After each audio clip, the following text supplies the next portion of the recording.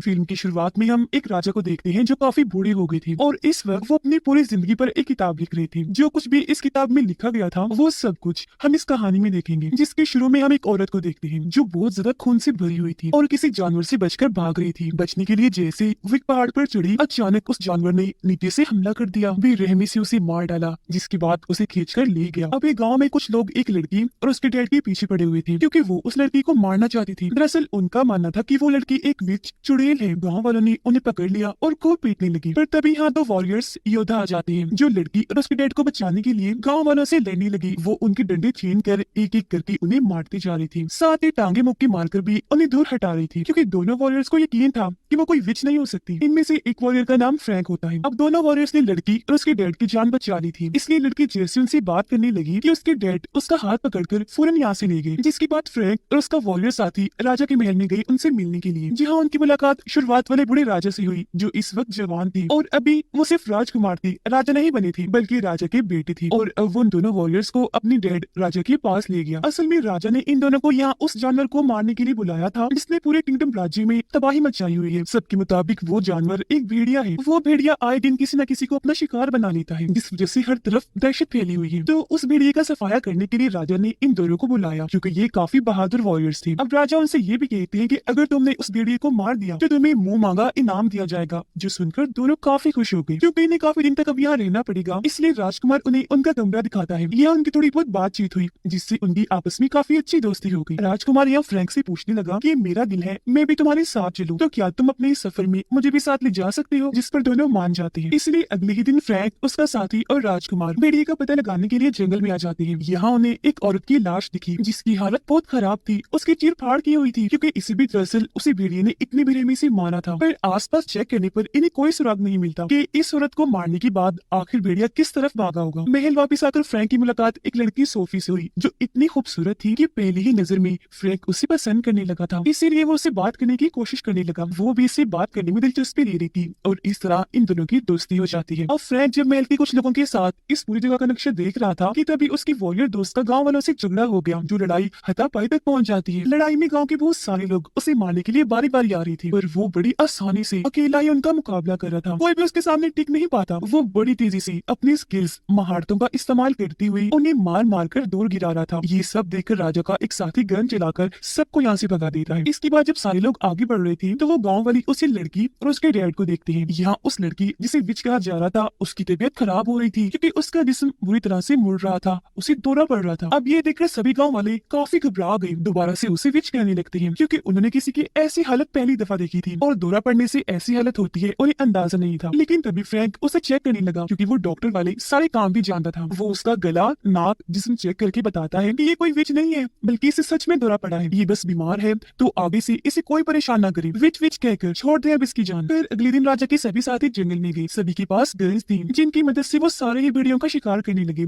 Shoot कर करके उन्हें मार गिरा रही थी ताकि अगर इनमें से कोई वो भेड़िया हुआ जो लोगों का शिकार कर रहा है तो उसके मरने से सब ठीक हो जाएगा, गाँव में फिर से सुकून का माहौल बन जाएगा। उधर फ्रैंक और उसका साथी इस शिकार से दूर जंगल को चेक करने आया था जहाँ इनके साथ सोफी भी थी। ये तभी यहाँ एक सफेद भेड़िया भागता हुआ आया जो सिपाहियों से बच कर आया था, जिसे देख सोफी उसकी तरफ गन करके बस शूट करने ही वाली थी कि तभी फ्रैंक गन पकड़कर उसे रोक देता है, ये कहते हुए कि नहीं इसे मत मारो क्योंकि ये बेचारा अपनी जान बचाकर यहाँ आया है और अब हम इसे मार दें। उधर राजा के सिपाहियों ने बहुत सारे बेकसूर भेड़ियों को मार दिया था सिर्फ इस उम्मीद पर कि इनके साथ अगर वो भेड़िया मर गया तो सब ठीक हो जाएगा। सारे लोग क्योंकि भेड़िए की हमले की वजह से परेशान थे इसलिए एक चर्च में जमा हुए जहाँ का फादर सबसे कह रहा था कि उस भेड़िए से अगर आप बचना चाहते हैं तो दुआएं करें और कोई रास्ता नहीं है। इतनी देर में यहाँ एक आदमी आया जो बेहद घबराया हुआ था। वो फादर के पास आकर कहने लगा, फादर बहुत बुरा हो गया है, मेरे बेटे पर उस भेड़िए ने हमला कर दिया है जिस वजह से वो जख्मी बेहोश की हालत में पड़ा हुआ है, घर पर भी नहीं, एक केवगार में उसकी हालत बहुत खराब है, प्लीज कुछ करें, मैं आपके आगे हाथ जोड़ता हूँ, कैसे भी करके उसे बचा लें। ये सुनते ही सारे लोग वहाँ से निकलकर उस भेड़िए को पकड़ने के लिए चले जाते हैं क्योंकि उन्हें लग रहा था कि हमला करके भेड़िया ज्यादा दूर तक नहीं भागा होगा, हम उसे पकड़ लेंगे। जंगल में आगे बढ़ते हुए फ्रैंक को एक और लाश दिखी जिसकी भी हालत बहुत खराब थी क्योंकि इसे भी उस भेड़िए ने ही मारा था। पर लाश को चेक करने पर फ्रैंक को उसके ऊपर से लोहे का एक छोटा सा टुकड़ा मिला जिसे वो अपने पास रख लेता है। अब फ्रैंक के वॉरियर दोस्त को उस केव गार्ड से आदमी का बेटा सच में बहुत जख्मी बेहोशी की हालत में मिल जाता है जिसे उठाकर फौरन वो अपने साथ ले गया उस उसका इलाज करवाने के लिए, ताकि जैसे वो होश में आए उससे जान सके कि आखिर वो भेड़िया कैसा दिखता है। अब फ्रैंक वापस आकर राजा और बाकी लोगों को बताता है कि मुझे एक लाश पर से लोहे का टुकड़ा मिला है, जिससे भी उस भेड़िए ने ही मारा है, और ये लोहे का टुकड़ा उस भेड़िए का ही है। पर भेड़िए पर तो कोई लोहे की चीज कवर होता ही नहीं है, तो मेरे हिसाब से ये कोई मामूली भेड़िया नहीं है। ये भी हो सकता है कि वो भेड़िया हो ही ना, बस भेड़िए जैसा दिखने वाला ये कोई जानवर हो। अब उसकी बात सुनकर राजा और सभी लोग काफी दंग रह गए, पर इस पर कोई यकीन नहीं करता। हर कोई सोच रहा था कि फ्रैंक के हिसाब से अगर वो भेड़िया नहीं तो क्या है, और वो कहाँ से आया, क्यों आया। तो ये सारा मामला देखते हुए राजा फ्रैंक को भेड़िए को मारने वाले काम से हटा देते हैं, क्योंकि उनके नजदीक ये पेशेंट कोई गलत है, बेबुनियाद है। जिसके बाद वो कहते हैं कि अब से भेड़िए को मारने का काम दूसरे किंगडम से आया शिकारी करेगा। जो सुनकर फ्रैंक काफी उदास भी हो गया, साथ ही उसे काफी गुस्सा भी आ रहा था। अब उस आदमी का बेटा होश में आ गया था, जो खुशकिस्मती से हमले के बाद भी बच गया। तब वो बताने लगा कि जिसने मुझ पर हमला किया वो कोई भेड़िया नहीं बल्कि अलग ही जानवर था, जिसका नाम मैं नहीं जानता। मैं क्या कोई भी नहीं जानता होगा, क्योंकि उस तरह का अजीब जानवर शायद ही किसी ने देखा हो। उसकी जिल्द काफी अजीब सी, नोकदार, गंदी सी थी, जो मैंने आज तक नहीं देखी। साथ ही वो जानवर खुद हमला नहीं करता, बल्कि उसे एक इंसान कंट्रोल करता है, जिसके हाथ खुद भी काफी डरावने से हैं। वो आदमी जैसा जैसा कहता है जानवर उसकी बात मानकर वैसे ही करता है। ये सुनकर सारे लोग काफी दंग रह गए। उसे संभालते हैं कि बच्चा डरा हुआ है इसलिए ऐसी बातें कर रहा है, यानी कि उन लोगों को बच्चे की बात पर यकीन नहीं आ रहा था, क्योंकि वो सोच रहे थे कि भला इतना खतरनाक जानवर कोई कैसे कंट्रोल कर सकता है। अब कुछ दिन के बाद फ्रैंक को वो शिकारी अपने पास बुलाता है, जिससे राजा और उनके लोगों ने उस भेड़िए को मारने का काम दिया था। फ्रैंक जब वहाँ पहुंचा तो शिकारी कहने लगा कि मैंने एक भेड़िए को पकड़ा है। अभी तक तुमने उस खतरनाक भेड़िए या जानवर के बारे में जो बातें भी सुनी है, यानी वो कैसा दिखता है, तुम बिल्कुल वैसे जिस्म इस भेड़िए का बना दो, ताकि मैं इस भेड़िए को मार कर सबको बताऊं कि आखिर मैंने उस जानवर को मार ही दिया, जो सबका शिकार करता आ रहा था, जिससे सब मेरी वाह करेंगे, मैं सबका हीरो बन जाऊंगा। अगर तो फ्रैंक तुमने ऐसा कर दिया तो मैं तुम्हें बहुत सारे पैसे दूंगा, वरना तुम मुसीबत में पड़ सकती हो। जिस पर फ्रैंक इस काम को करने के लिए मान गया, क्योंकि उसे पैसों की बहुत जरूरत थी। वो उस भेड़िए के जिस्म को बदलकर खतरनाक जानवर में बदल देता है, जो बिल्कुल वैसा ही दिख रहा था जैसी बातें अब तक उस भेड़िए के बारे में सुनी गई थी। काम खत्म करने के बाद फ्रैंक महल आया सोफी से मिलने के लिए, क्योंकि भेड़िए के काम से उसे हटा दिया था, इसीलिए वो ये जगह छोड़कर जा रहा था। तो वहाँ जाकर फ्रैंक को पता चला कि सोफी का मंगेतर, जो उसे पसंद करता है पर सोफी नहीं करती, उसे फ्रैंक और सोफी की दोस्ती के बारे में पता चल गया था। तो उनकी दोस्ती तोड़वाने के लिए वो सोफी को फ्रैंक की बनाई हुई एक लड़की की पेंटिंग दिखाता है, जो नॉर्मल पेंटिंग नहीं लग रही थी, जो देखकर सोफी बहुत ज्यादा दुखी हुई, ये सोचकर कि इसका मतलब फ्रैंक मुझे धोखा दे रहा था। हालांकि फ्रैंक ने उसे समझाया कि ऐसा कुछ नहीं है, पर उसे तो इतना गुस्सा था कि वो फ्रैंक को यहाँ से जाने को कहती है, जो सुनकर उसका दिल टूट गया। दुखी होकर वो यहाँ से भी चला जाता है। उधर वो शिकारी फ्रैंक के बदले हुए जानवर की लाश सबके सामने लाकर बताता है कि यही वो खूंखार जानवर है जो सबको मार रहा था, और देखो आज मैंने इसे मार ही गिराया। जो देखकर सारे लोग काफी खुश हो गए कि शुक्र है आखिर हमने उस जानवर से छुटकारा हासिल कर ही लिया, और उसे सच में महान और हीरो कहने लगते हैं।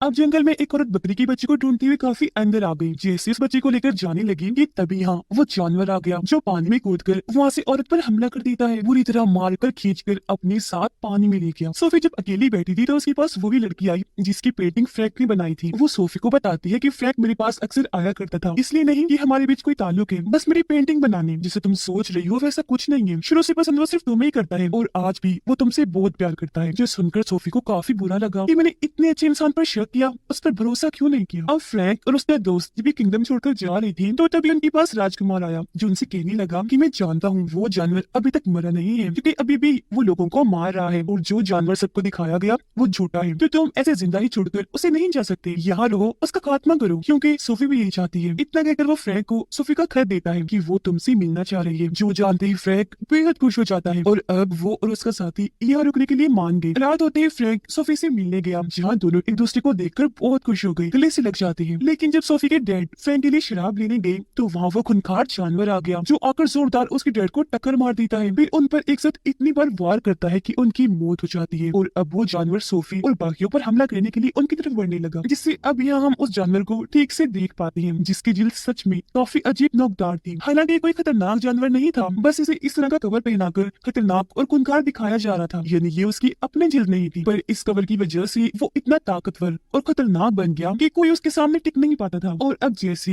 वो सोफी पर हमला करने के लिए उसकी तरफ बढ़ा कि तभी वो आदमी जो उसे कंट्रोल कर रहा था सीटी बजाकर उसे अपने पास बुला लेता है। अगले दिन फ्रैंक, उसका दोस्त और राजकुमार तीनों प्लान बनाकर जंगल में आए, ताकि उस जानवर और उसे कंट्रोल करने वाले इंसान को पकड़ सके। थोड़ा आगे जाने पर फ्रैंक के दोस्त को वो जानवर देख ही गया, जिस पर ये हमला कर देते हैं, गोलियां चलाने लगे। पर जैसे वो गड्ढे में गिरा, लकड़ी का ट्रैप जाल फेंककर उसे पकड़ने लगे, और वो इतना ताकतवर था कि जाल तोड़कर भाग जाता है। जाते जाते वो राजकुमार पर ऐसा वार करता है जिससे वो काफी जख्मी हो गया, जबकि फ्रैंक और उसका दोस्त अभी तक उसका पीछे नहीं छोड़ते। वो लगातार उसे शूट करके चीजें मारकर काफी हद तक जख्मी कर देते हैं, जिसके बाद दोबारा से उसे लकड़ी के जाल में कैद कर दिया जाता है। लेकिन वो दोबारा अपनी ताकत लगाकर फिर से भाग गया, पर क्योंकि राजकुमार की हालत खराब हो रही थी इसलिए फ्रैंक उसे संभालने में लग गया, जबकि उसका दोस्त जानवर के पीछे चला गया उसे पकड़ने के लिए। जानवर के पीछे पीछे वो एक केव में आ गया, जहाँ उसे उस गाँव वाली लड़की के डेड दिखे, जिनके पास वो जानवर चला गया और वो उसे तय खाने एक महफूज जगह पर छुपाने लगे। ये देख फ्रैंक का दोस्त काफी दंग रह गया, उसे कुछ समझ नहीं आ रही थी कि आखिर इसने ऐसा क्यों किया। पर तभी यहाँ बहुत सारे लोग आकर उसे चारों तरफ से घेर लेते हैं और एक साथ मिलकर तेजधार हथियारों से उस पर हमला करने लगे। पर वो क्योंकि बहादुर वॉरियर था इसलिए बड़ी आराम से वो उनके हर बार को रोककर लड़ने लगा, कूद कूद कर उन्हें मार गिरा रहा था। एक लड़की को पकड़कर जैसे वो मारने लगा तो उसने देखा कि तो वो एक गाँव वाली लड़की है जिसे सब विच कह रहे थे। वो सोचने लगा कि इसका मतलब ये भी बाकियों के साथ मिली हुई है। इस दौरान 2 मिनट के लिए उसका ध्यान भटक गया, जिस चीज का फायदा उठाकर उसे पीछे से गोली मारकर जख्मी कर दिया जाता है, जिसके बाद वो सब उसे हाथ से ऊपर उठाकर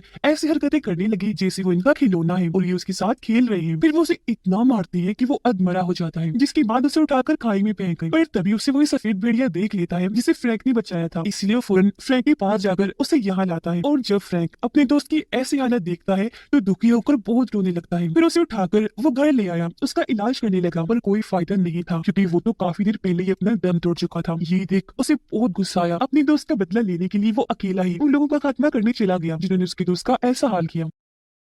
ये एक जगह पर आया जहाँ सारे जश्न मना रहे थे, डांस कर रहे थे, पर ये वहाँ आकर बड़े जोश से लड़ने लगा। जो भी इसके सामने आ रहा था अपनी ताकत लगाकर ये सबको रास्ते से हटाता जा रहा था, किसी को मुक्कों से मारकर, किसी को बाजू तोड़कर, तो किसी का गला दबाकर, और ऐसे उसने बहुत सारे लोगों को मार दिया। वापिस आकर उसने अपने दोस्त को जलाकर उसका फ्यूनरल कर दिया। तभी उसके पास राजा और उसके लोग आए जो फ्रैंक से कहने लगे कि तुमने गाँव के बहुत सारे लोगों को मार दिया है, तो इसीलिए सजा के तौर पर तुम्हें जेल जाना होगा। अब हालांकि वो सबको समझाता है कि पहले उन्होंने मेरे दोस्त को मारा था, फिर मैंने मारा, पर कोई भी उसकी बात सुनने को तैयार ही नहीं था। वो पकड़कर उसे अपने साथ ले जाती है, जेल में बंद कर दिया जाता है। जहाँ थोड़ी देर बाद जेल में उससे मिलने पेंटिंग वाली लड़की आई। वो यहाँ हैरानकुन जानकारी देती है, बताने लगी कि मुझे यहाँ चर्च के फादर ने भेजा है क्योंकि वो एक खुफिया सोसाइटी जिसका नाम ब्रदरहुड है उसके लिए काम करते हैं, जिसमें उन्होंने और उनके साथियों ने मिलकर उस खतरनाक जानवर को पाला है। उनके अलावा राजा के कुछ साथी भी इस सब में मिले हुए हैं जो राजा को मार कर उनकी जगह लेकर हर जगह और इस किंगडम पर अपना कब्जा करना चाहते हैं। पर क्योंकि तुम भी सब कुछ जान चुके हो इसीलिए फादर तुम्हें मारकर तुम्हें मुर्दा हालत में देखना चाहते हैं। जो सुनकर फ्रैंक घबरा गया, पर तभी उसकी हालत खराब होने लगी, उसे उल्टी हो रही थी। दरअसल इस लड़की ने फ्रैंक के खाने में जहर मिला दिया था। वो तड़पने लगा जिससे यहाँ फ्रैंक की भी मौत हो जाती है। अब जब सोफी को इस बात की खबर हुई कि फ्रैंक मारा गया तो फौरन उससे मिलने आई क्योंकि उसे अभी तक यकीन नहीं आ रहा था कि फ्रैंक मर गया है। पर जैसे सोफी ने उसकी लाश देखी वो एकदम टूट गई। अब कुछ देर में पेंटिंग वाली लड़की और उसके कुछ लोग फ्रैंक की कब्र के पास आते हैं क्योंकि इस लड़की ने फ्रैंक के खाने में जहर नहीं बल्कि कुछ वक्त के लिए बेहोश करने वाली दवाई मिला दी थी ताकि बेहोशी की हालत में वो फ्रैंक को फादर को दिखा सके और उसे यकीन हो जाए कि हाँ फ्रैंक मर चुका है। जिसके बाद में ये लड़की आकर उसे बचा ली तो कब्र खोदकर वो फौरन फ्रैंक को बाहर निकालते हैं। उधर सोफी जब उदास बैठी थी तो तभी वहाँ उसका मंगेतर आता है जो उसे दिलासा देने के बहाने उसके साथ बदतमीजी करने लगा। इसी दौरान हम उसका हाथ देख लेते हैं जो बेहद डरावना था, लंबे लंबे नाखून भी थे जो बिल्कुल उस इंसान के हाथ जैसा था जो खतरनाक जानवर को कंट्रोल कर रहा था। जिससे यहाँ साफ हो गया कि यही वो इंसान है जो जानवर को कंट्रोल करके लोगों को मरवा रहा है और फादर के साथ उस ब्रदरहुड खुफिया सोसाइटी का हिस्सा है जो सभी उस जानवर के जरिए किंगडम में खौफ दहशत फैलाकर लोगों को मार रहे हैं ताकि इसी तरह राजा को भी मारकर पूरे किंगडम को अपने कब्जे में ले लें। ये सारी बातें वो सोफी को बताते हुए उसके साथ और बदतमीजी करने लगा, मारकर बेहोश कर देता है। उधर फ्रैंक को बहुत गुस्सा आ गया था इसीलिए वो फुल गुस्से में फादर और ब्रदरहुड के सभी मेंबर्स के पास आता है। फिर एक एक करके सभी पर भारी हमला करके उन्हें मारने लगा और अपनी स्किल से बहुत सारे लोगों को मार गिराया। जिसके बाद अब उसे लड़ने आया सोफी का मंगेतर। अब सोफी की वजह से फ्रैंक को तो पहले उस पर काफी गुस्सा था इसीलिए वो फुल गुस्से के साथ उससे भिड़ जाता है और यहाँ इनकी बहुत खतरनाक लड़ाई छिड़ गई। दोनों तलवार लेकर एक दूसरे पर भारी पड़ रही थी। पर एक वक्त ऐसा आया जब फ्रैंक ने उस पर काबू पा लिया। वो उसे इतना मारता है कि जान से मार देता है। अब वो फादर फ्रैंक से बचते हुए जंगल में भाग गया था लेकिन तभी यहाँ बहुत सारे भेड़िए आकर उसे घेर लेते हैं, एक साथ उस पर हमला करके बहुत बुरी तरह उसे मार देते हैं क्योंकि उसका बहुत बुरा हाल कर दिया था उन्होंने। अब राजकुमार फ्रैंक के पास आकर खबर करता है कि सोफी की हालत बहुत खराब है, वो मर रही है, तुम्हें उसके पास जाना चाहिए क्योंकि तुम दोनों एक दूसरे को प्यार करते हो तो हो सकता है उसे होश आ जाए। जिस फौरन वो उसके पास गया जो बेहोश पड़ी पड़ी हुई थी। वो उसे अपनी गोद में उठाकर अपने दोस्त की दी हुई दवाई खिलाता है, लेकिन फिर भी उसे होश नहीं आती। इसलिए फ्रैंक इतने वक्त से बिना कुछ खाए पिए सोफी को गोद में लिए उसके ठीक होने के लिए दुआएं करने लगा, जिससे आखिरकार उसकी दुआ